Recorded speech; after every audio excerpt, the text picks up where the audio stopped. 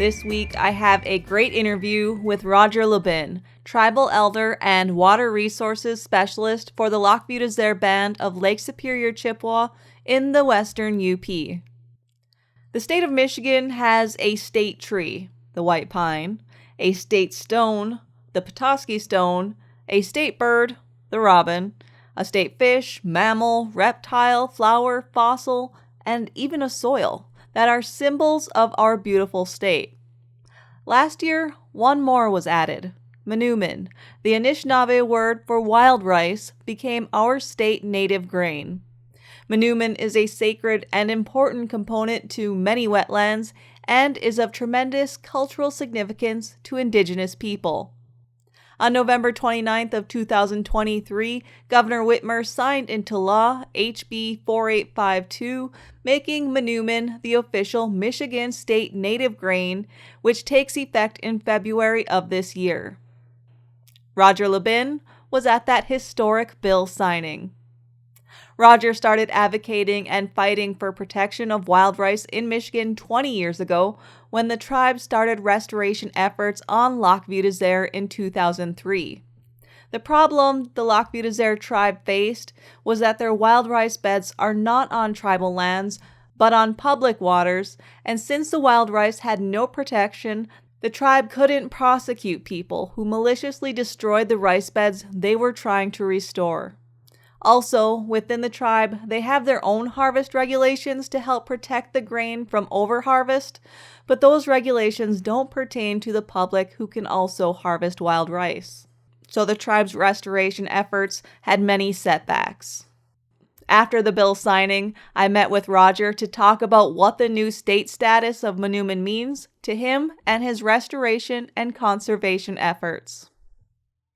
I've been advocating for the wild rice or Manoomin to get a status so that it could have some protection. So the resource itself would have some harvesting regulations because the tribal or the tribes have, I shouldn't say all of them. I said a lot of, like for us, we have regulations on how we are able to harvest wild rice, and we can only harvest wild rice in that method. But there is no regulations or requirements for harvesting or for protection. Or even doing restoration work in the state of Michigan, like in Wisconsin and Minnesota. When I started advocating for wild rice to have a status so that it could be protected and preserved, was all the way back in 2003, when we were doing our restoration work out on Vieux Desert after we were successful in litigation with Wisconsin Valley Improvement Company. And they had to lower the waters. And there were some people that weren't very happy with it. And so they were actually dragging bed springs through our project, our restoration site. And when we tried to prosecute them, there was nothing on the books to prosecute them. And the only thing that we could cite them for was the U.S. Forest Service cited them for malicious destruction. And it was a $100 fine, and the court told them don't do it anymore. So I started asking for protection, kind of like what Wisconsin and Minnesota had, and harvesting regulations and everything else. And we've been having difficulty in preserving some of our restoration sites, even with eagle, because some of the lake associations and riparian owners have been applying for herbicide or chemical permits for invasive species. the herbicides aren't very selective to just, invasive species. It affected our wild rice projects or wild rice. So, I mean, even Eagle was not being mindful of what they were doing and the tribes kind of were, because of the problems, didn't have a lot of, or sharing a lot of knowledge of project sites. And so, there's been a lot of problems in trying to, in our restoration efforts with herbicide treatments. A lot of people and so it was a very big emotional day for me when the bill was going to be signed. And I had asked for, a status, whether it be concerned, endangered, threatened. I went through Michigan Features Inventory, MNFI, Michigan Natural Features Inventory, trying to get them to do it. I understood that the governor could do a concerned for the resource. So I was trying everything. And when I wasn't getting anywhere, I started advocating for the tribes to move forward, to try to get to the table with the state and federal agencies to address Manoomin issues, because of at that point, the 12 tribes in Michigan have a restoration program going. Some of them are really going strong, some of them are, getting underway. But we needed to address the issues and to have a status.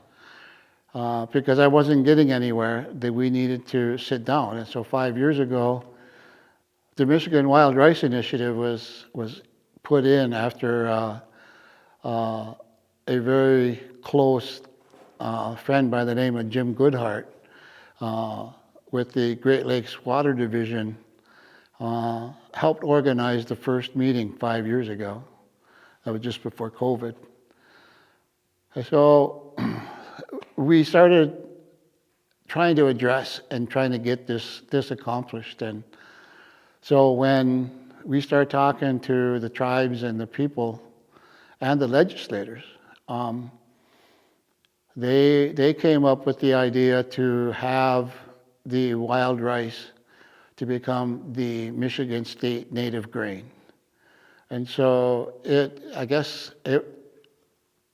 when it was approved, it was a lot more than what I expected. I mean, to be concerned, concerned, endangered, threatened, But the thing is, I think part of one of the things that in discussion with the Governor Schneider was he was fearful of the fact that if they moved ahead with it at that point, that it would be very much protected, like some of the other things, like the trillium, some of the other things, like the flower, like the robin, that would be hands off. And I guess that was what his fear was. But that's really not what we want. What we wanted was to be able to preserve it and have a set of regulations to, very much like the tribal members do when they go out and harvest. So when I was invited and when I heard that, because we had this bill in the Senate for 3 sessions. This was actually the 3rd session that it was approved in. We had difficulty getting it through the Senate. And so this year we made it really that we wanted to get it done before Christmas break for this session. And so the governor signed it on November 29th. It's going to become effective in February of 2024.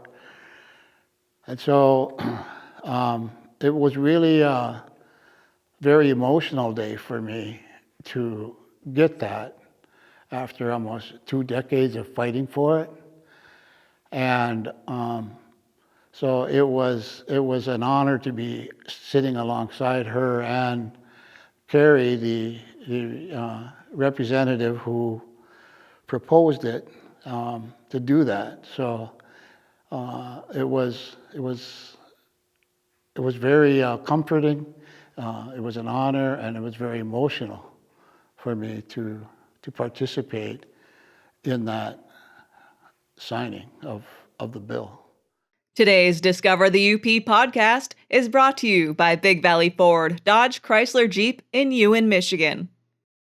When I sat down with the governor, I thanked her for basically signing the permit to allow the Michigan Wild Rice Initiative to move forward and make recommendations for the regulations. And the Michigan Wild Rice Initiative is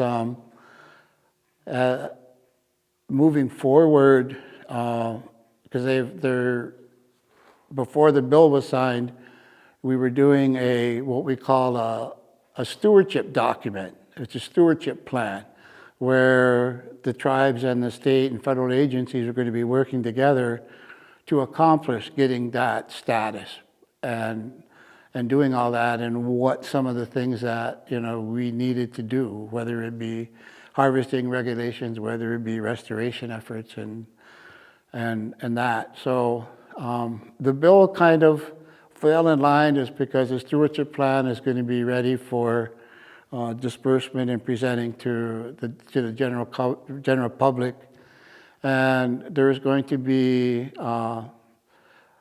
regulations that are going to be, proposed, and the legislators are going to have to do it. We need to figure out which department is going to actually encompass or assume authority for doing that. There is some concern about, because Carrie actually was on the Department of Agriculture Committee, and we really don't want it to fall under the Department of Agriculture because it was never the intention of the tribes to make it a commodity. It was to restore wild rice to as close or towards what it was like before it was a state, when the original Three Fires people were here, and it was very dominant across the state. But as progress moved through the state, it was actually removed from the land, and actually it was removed from a lot of the tribes, especially the ones in Lower Michigan. We started the restoration effort here. My uncle and my grandparents started the restoration work back in 1972. That was when I was introduced to wild rice for the first time, and we had to go to a lake, Stella Lake, down in northern Wisconsin to get our rice, because our rice on Lac Vieux Desert was totally destroyed from the dam. And so we wanted, my grandparents and my uncle had this vision of trying to bring it back to Vieux Desert. So we kind of started that independently in the late 70s. In the late 80s, when Gliffwick was there, my uncle was on the delegate for the Great Lakes Indian Fish and Wildlife Commission. That was one of the initial projects of the commission that was formed after the affirmation of our treaty rights of 1842, and being able to exercise a lot of other rights, not only the spearfishing, which caused a lot of controversy in the 80s, and a lot of other things. But the Gliffwick supported my uncle's vision of trying to return it. So, he wanted to work with the Wisconsin Valley to be able to bring it back, because of the unregulated waters. We couldn't gain any ground, and so when their permit was due to expire in 1987, we asked them to sit down with us and try to work out an agreement where they would work with us to try to allow us to lower the water level and have a maximum, but there was very little cooperation, and so the Forest Service, the legal department from the U.S. Department of Agriculture and the Forest Service, who we've been working with, and the Michigan and Wisconsin DNRs, the BIA, U.S. Fish and Wildlife, Gliffwick, all made a move to put a stipulation in the permit that Wisconsin Valley got. However, it was not well accepted, and so we were in litigation from 1987 to 2002. And in 2002, after the Sixth Circuit Court of Appeals in Washington, D.C. affirmed the right and left that stipulation in their license, Wisconsin Valley conceded, and as part of that that court case there, we were ordered to do an adaptive management plan. We were allowed to do a 10-year test period and try to restore lowering the water level and trying to restore the rice. So a couple of things happened. There was a lot of animosity for the lowering of the lake, the resort owners and riparian owners, and who had been complaining about erosion and a lot of other things, but they still didn't like the fact that the water was going to be lowered. And so they, whoever it was, they were, I call them vandals because I really don't know how they were associated with everything, but they didn't want the wild rice to be successful on Vieux Desert. And when they were doing that vandalism and destroying it, that was when I said we need to get a status for wild rice to protect it, because it's very important to my tribe, to my spirituality, to my culture, to our traditions, and it was why my uncle and my grandparents wanted it to return to Lac Vieux Desert. And so again, when I stood beside the governor and she signed that, and we took pictures and it was given, it was a long, hard fight. But I have to say, I didn't do it by myself. It's because I started working with the other tribes to do developing their restoration projects, start working and doing education and outreach, and not limiting it to tribal members, but it was to everybody, because in order for us to be successful, the tribes had to count on everybody else to help them, because even our 14 restoration sites, none of them are within tribal boundaries.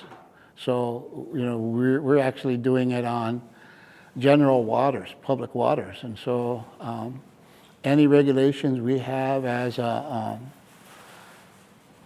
tribe are not applicable to non-tribal members. So the regulations and everything that's going to be as a result of this bill has got the tribes and the state and federal agencies and the legislators together to start developing a package for the protection and preservation of wild rice. Today's Discover the UP podcast is brought to you by Cooking Wild Seasonings. I asked Roger if that bill was necessary in order to regulate and protect the wild rice. It's going to accelerate it, I believe. It's how do you, now that it has the status of the state of Michigan state grain, native grain, how do you go out and protect it, and who's going to be the enforcement, and who's going to do do the regulations. And one of the things that I've encouraged, I just returned from a meeting in Traverse City. It was a quarterly meeting of the Michigan Tribal Environmental Group, which is usually the tribal people that are involved with, wild rice, their restoration and those types of things, education and outreach. So I've asked them that we prepare ourselves to be the leaders to work with the states to make these recommendations for the policies and the regulations, because again, the tribes have their own regulations. They do have their own conservation codes. So anything that's going to be proposed would be for the general public, and it is not going to prohibit the general public from harvesting wild rice. It would give them direction on how to harvest wild rice respectfully and in a good way. It also teach them how to process it. We give them a way to prepare them or educate them on how to prepare it properly. But it would also be a means to sharing the cultural sensitivity between the tribes and the non-tribal people, and maybe even have a respect for them, a respect for the resource, as the tribes do. Is in their teachings they believe that all things, the trees and a lot of other things, are living things, and they have living spirits. So there is a spirit within that resource, as a lot of things like the deer, whatever. But to be respectful and mindful and be able to do it. I mean, it's something that until you can come to appreciate it, then it's and understand it, and especially to the culture of the indigenous people, that's where we need to do that education and outreach. Minnesota and Wisconsin have recognized it as an important resource and have got policies and regulations to do it for the non-tribal people. One of the things that is different in Michigan as opposed to Wisconsin and Minnesota is the fact that as progress and civilization started moving westward, in that treaty era, in 1842, the Three Fires people in the state of Michigan and northern Wisconsin, ceded their territories. And in the treaties, what they did is they turned their rights over to the land, with the exception of being able to hunt, gather, and harvest. And in those treaties, one of the things that was very important, and it's even mentioned in the treaties, is wild rice, the preservation of wild rice. But with certain things that have happened, and trying to move the indigenous people west and everything, the tribes out in Wisconsin and Minnesota learned that they needed to have reservations. So and a lot of the reservations, I can't say all of them, but a majority of the reservations were located on wild rice beds or Manoomin beds. So the wild rice was within the reservations as they were granted reservations. So, I mean, it's even like for us, we didn't become a federally recognized tribe until 1988. And so our land base, I mean, what we worked with before was, we were actually part of, the federal government recognized us as members of Keweenaw Bay Indian community. And so we didn't get our own independence until 1988, when we became a federally recognized tribe. We were recognized by the state prior to that, and during our fight for federal recognition. So our land base is very, very small compared to a lot of the other reservations. So, like I say, a lot of our 14 sites for restoration are on public waters. So it was more important for our tribe and our restoration project to be able to get this status for protection, because no matter what the tribe and the laws and conservation code, they were not applicable to anybody else who was part of or wanted to harvest off the rice beds that we were restoring. Today's Discover the UP podcast is brought to you by BAM Tools. I asked Roger how the restoration efforts are going currently on Lac Vieux Desert. Through that 10-year test period and the restoration efforts, it went really, really strong up until 2012. 2013, we started noticing that the beds started to go into a decline.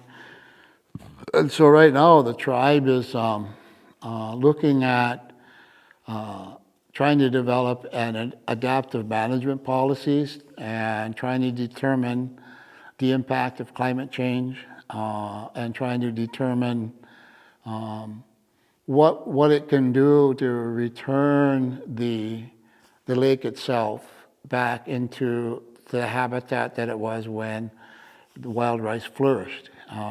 And that was one of the reasons that you participated in one of our efforts to identify, when you took the drone up on the 3 creeks, that was also trying to improve the flow of those 3 creeks. So that's kind of what we're doing, is we're trying to do that research to figure out what we can do to try to get that habitat back, to have that rice flourish to those conditions that wild rice will flourish. And we need the protection, but we also need the participation of the U.S. Forest Service. And right now, the tribe has overcome a lot of those early animosities, whereas the tribe and the Lake Association and the riparian owners have some common goals. For example, like even increasing and bringing back the walleye population out on Lac Vieux Desert. They have a very strong interest in participating in the restoration efforts and the monitoring of wild rice on Lac Vieux Desert. Not only on Lac Vieux Desert, but the local, they call lake guardians, the Invasive Species Control Coalition of Waters Meat is very interested in working with us with our hatchery. They help us gather eggs in the spring. They help us when we eliminate and reduce the fry or the fingerlings in our hatchery and doing our stocking. So we've come a long way from that time when they were dragging bed sprints through our rice beds to be holding hands and working on projects to this day. Trying to get it back to what they call pure Michigan, to those waters. Roger and I are also hoping to make a documentary in the near future about the restoration efforts of wild rice in the Western UP over the past 20 years. A sequel to the 2004 documentary film Manoomin, Ojibwe Spirit Food by Dr. Michael Lokinen. Back in the fall of 2022, I went out to a site on the Michigan-Wisconsin border with Roger to talk about Manoomin and see the traditional process of harvesting wild rice and processing it.